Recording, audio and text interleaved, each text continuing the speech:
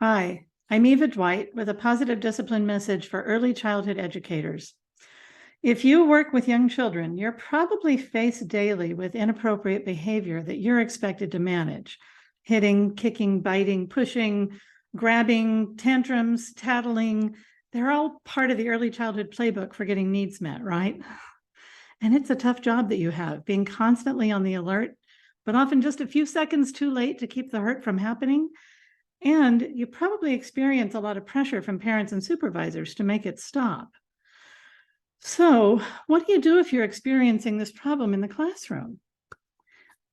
If we think about what's happening for the child, and I want to share screen so I can share some information with you, and let me get into slideshow mode here. So, if we think about what's happening for the child, we might see that misbehavior is actually a tool that the child uses to meet a need. A tantrum, for example, might be a tool for expressing frustration or anger. Kicking or grabbing might be a tool the child uses when she wants something. And we need to recognize that the child isn't consciously choosing to use these tools because the child doesn't have any other tools. So, keeping that in mind, imagine what it might be like for the child if we suddenly take the tools away. Now they've got nothing, right? So, question for you. Will punishment provide new tools so that the child doesn't repeat the problem behavior? For example, ever seen, I love this picture of this little girl. If we ask this little girl to say, if we just say, you need to say, I'm sorry, when she may not even have a concept of what it really means to be sorry, and she may not really feel sorry in the moment, right? Because she's probably not. But is requiring her to say, I'm sorry, going to teach her to feel and express empathy? Is it going to teach her how to communicate more effectively when she's expressing that anger or frustration? Probably not. What about timeout? We seem to make liberal use of timeout, that it can be a helpful strategy for a lot of reasons. But if we just say to this little girl who's been mean to somebody else, you need to go spend some time in timeout, and you can come back when you're ready to behave more appropriately. Is that time in timeout teaching her to, again, experience or express empathy or use better communication skills? She's not learning a lot when she's sitting in timeout, unless we're teaching her something while she's there. So what we really need to be looking for is a big picture solution that will teach and reinforce the new socially appropriate tools that we want the child to use. So one of the most useful concepts that I've learned from the Positive Discipline program is that children's misbehavior typically signals a need and possibly a skill deficit. So the child's behavior is like looking at the tip of the iceberg, the part that's sticking out above the water, which we know is actually the smallest part of the iceberg. And if we can think about what we see and hear the child doing, the behavior is actually pointing toward an unmet need. And we'll look at those in a minute. And like I said, possibly also a skill deficit. They don't have the necessary skills or tools that we want them to use, so we need to teach them. So let's take, for example, a problem behavior. It might be a temper tantrum. So the child might be having a temper tantrum for a lot of reasons. Let's look at the possible needs that might be there under the surface where we can't see it, like the big part of the iceberg. They might be hungry or tired, because we all know with low blood sugar and fatigue, our tolerance for stress is a lot lower. And so this child might be hungry or tired. They might be stressed. They might be feeling angry. They might want what they don't have, of course. And they might be frustrated by a task that they don't feel capable of doing. They've been trying and trying, they can't get it to work, and so they're exploding. So could be a number of those needs, could be other needs that we haven't listed. When we look at what skill or tool that's pointing toward, what are some things that this child needs to learn? Emotional awareness, how am I feeling? Emotional regulation, how do I manage those emotions appropriately? Self-calming skills, expressing my need with words instead of maybe my body or my words. Well, I need to use my words, but nicely, right?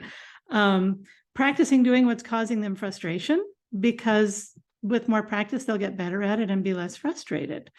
So what we're looking at here is a response to the misbehavior that will teach and reinforce these more socially useful tools that they can substitute for the old tool, the temper tantrum.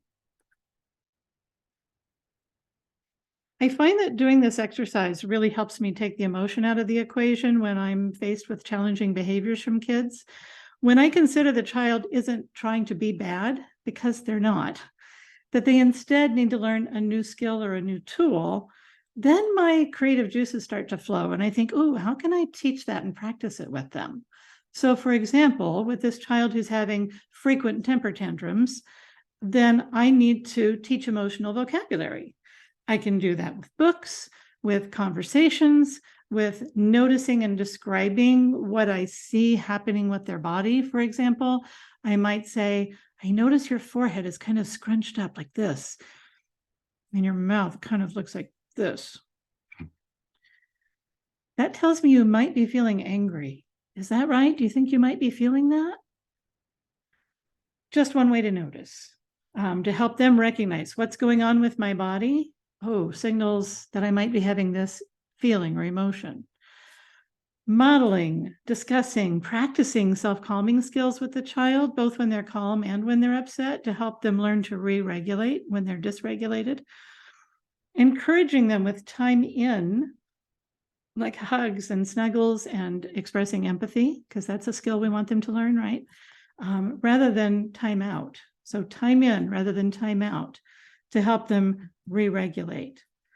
So over time, these responses can teach the child how to use the skills of emotional awareness, emotional regulation, self-calming, using words, and a number of other skills and tools. Like, see, we can make a long list of skills and tools that we need kids to learn.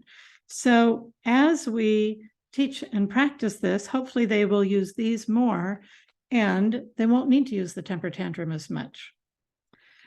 Of course, what we need to emphasize to parents is that learning new skills takes time, whether it's academic skills or social and emotional skills like these, athletic skills, or what have you. So doing this activity with parents can help point them towards skill building too, so they can support the work that you're doing by teaching and practicing at home while you teach and practice at school. And we also need to recognize that even highly skilled children and adults are likely to forget to use their tools when they're hungry, tired, or stressed. Like, I forget to use my tools when I'm hungry, tired, or stressed. And you probably do too. So it's not unusual for learning to look like 2 steps forward, 3 steps back, because patience and practice are just the name of the game when we're working with young children, right? So if this activity was helpful to you, I hope you'll join me for my upcoming Positive Discipline for Early Childhood Educators training.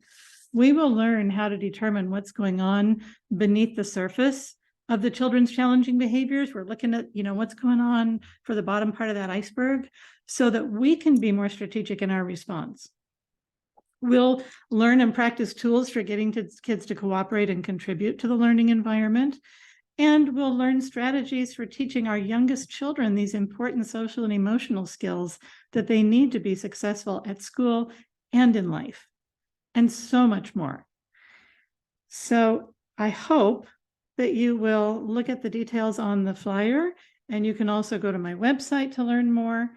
And if you can share this information with parents as well, this would be a great training for parents of young children to attend, because even though we're going to have a focus on early childhood educators, man, if parents can come along and learn these tools and skills along with you, imagine how you could really work as a team as you're working to raise capable, respectful, resilient children. So please feel free again to read the information on the flyer, share it with other people who might be interested, parents as well as educators. There's information on my website, And you can also contact me at the email and the phone number on the screen. So stop share here. I really look forward to hearing from you if you have questions or need more information. And I really look forward to working with you if you can join me for this training. We'll have a lot of fun learning together, and you'll get some great tools for your early childhood educator toolbox. Have a great day. Bye.